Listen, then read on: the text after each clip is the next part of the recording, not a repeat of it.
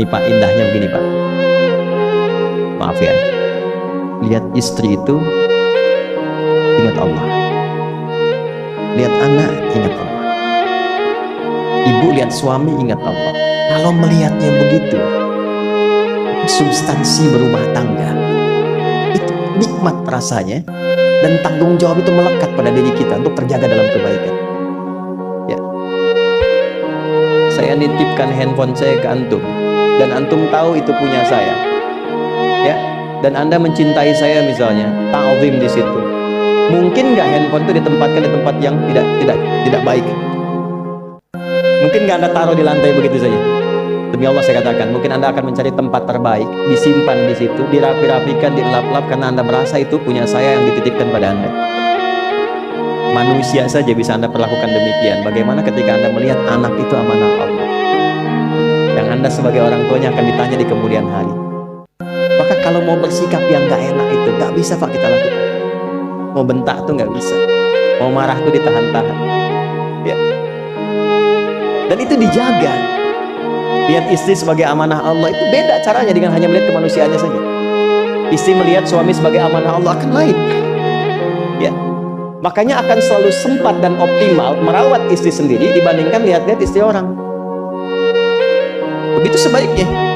Ibu pun tidak harus berharap, kenapa ya suami saya nggak seperti Ustadz? Harapan yang sia-sia. Ada turunan hikmahnya.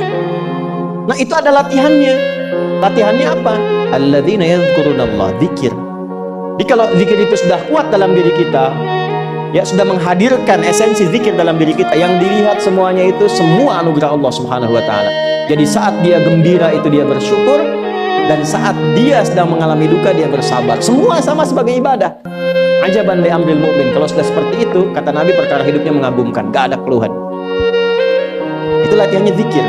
Nah, zikir ini di Quran diturunkan dalam bentuk yang pokok berupa amalan ritual.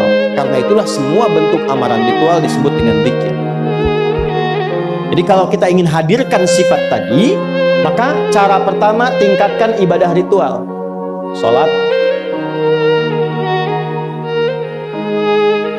Apalagi Al-Quran. Saya ambil dua dulu lah supaya nggak banyak-banyak dulu. Yang pokok sholat yang kita lakukan tiap hari. Tinggal kuantitas dan kualitas kita tingkatkan. Maaf, lihat sini baik-baik. Sholat itu di Al-Quran disebut dengan zikir. Dalilnya Quran surah ke-20 ayat ke-14. Dan langsung disarikan dengan fungsi ibadah sebagai fungsi hidup kita. Sudah? Perhatikan baik-baik. Innani anallah la ilaha illa ana fa'budni wa aqimis salata lidzikri. Itu dalilnya. Sayalah Allah, kata Allah.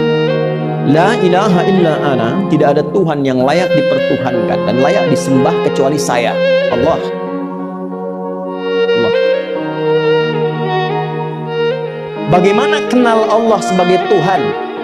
Ya, yang layak disembah, yang harus dipertuhankan, kenalnya bagaimana? Mendekatnya bagaimana? Fa'budni, sembah saya supaya kamu kenal saya, dekat dengan saya, tahu saya. Bagaimana caranya? Wa aqimis shalah, tunaikan salat. Jadi kalau pengen dekat dengan Allah, terkoneksi kepada Allah, tersambung, punya sifat tawakal yang kuat, nih tingkatkan sholatnya, tambah.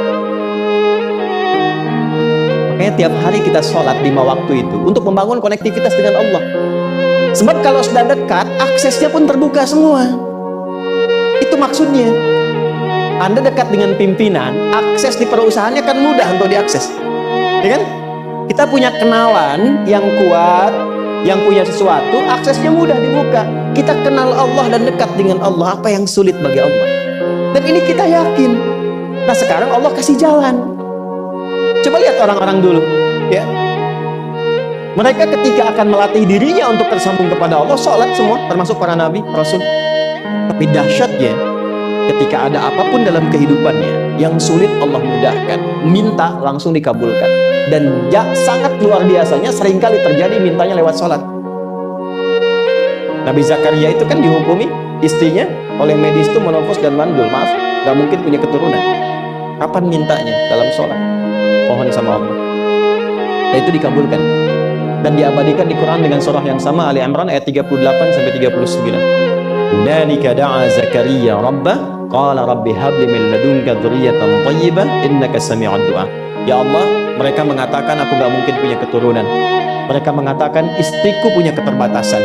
Maka aku memohon kepadamu yang tidak punya batas dalam pemberian. Engkau yang maha mendengar.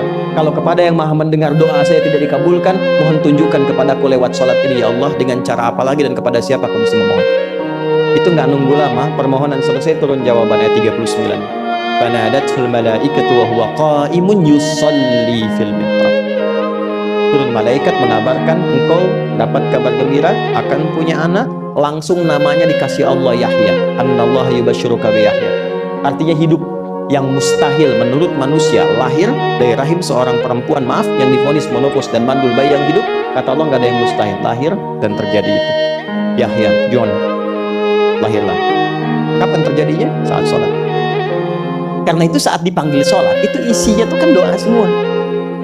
Silakan ngecek, isinya doa semua. Dari mulai takbir, sujud sampai salam, isinya doa semua. Itu konektivitas kita dengan Allah, minta. Kapan itu bisa terkabul dengan cepat doanya? Kapan selesai urusan kita? Kalau koneksinya bagus. Makanya disebutnya zikir, yang terhubung, yang nyambung. Semakin kenal, semakin dekat, semakin mudah. Kadang belum minta, sudah diberi. Ada yang orang belum berucap, Allah sudah berikan.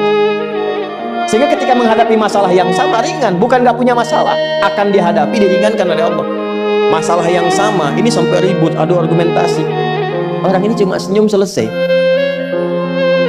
Banyak masalah kecil diargumentasikan jadi besar, akhirnya problem. Tapi tidak sedikit masalah besar dihempaskan di atas sajadah.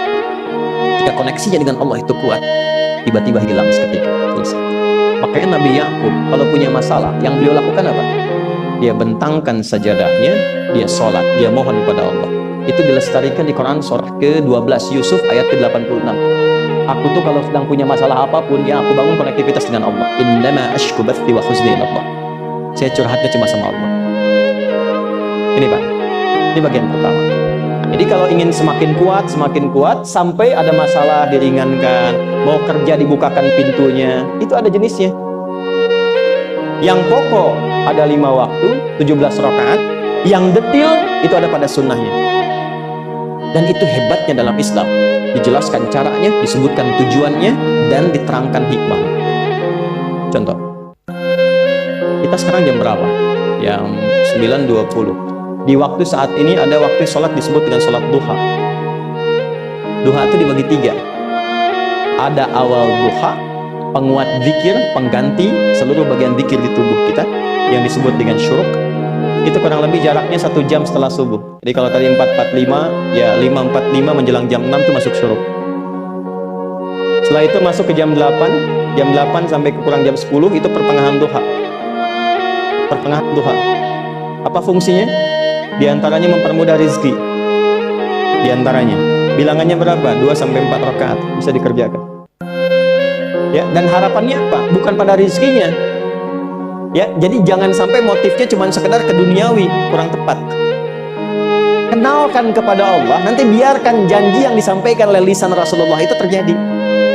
Ya, jangan pada rezekinya, ini terbatas, cuma sampai situ. Tapi kalau kita minta sama Allah, dikasih jalannya tuh dari sisi yang tidak kita duga.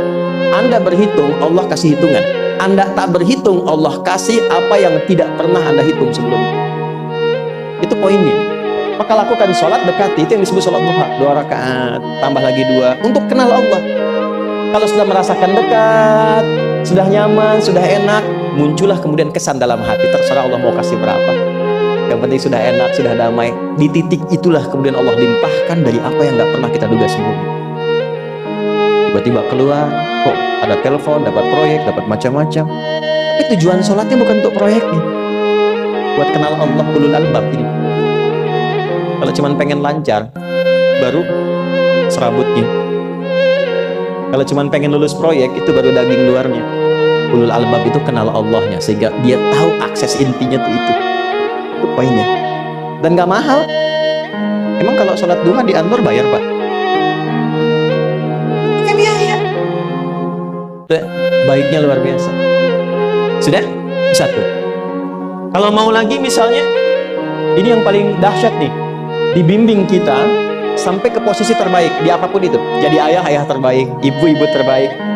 Ya, jadi karyawan strategis, di militer terbaik.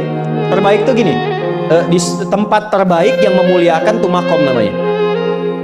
Makanya kuburan sering disebut makam kan? Ya kan? Maksudnya apa? Maksudnya Anda selama hidup berkaryalah yang baik, ibadah yang benar, sehingga Anda wafat pun terhormat. Ya, kata makom itu pertama kali di Al-Baqarah ayat 125, makom Ibrahim. Ya. Ketika Allah sampaikan dalam Al-Qur'an, didapatkan di situ makom Ibrahim, wa idz ja'alnal baita mathabatan lin-nasi wa amna wattakhidhu min maqami Ibrahim. Makanya kalau kita tawaf itu dari mulai Hajar Aswad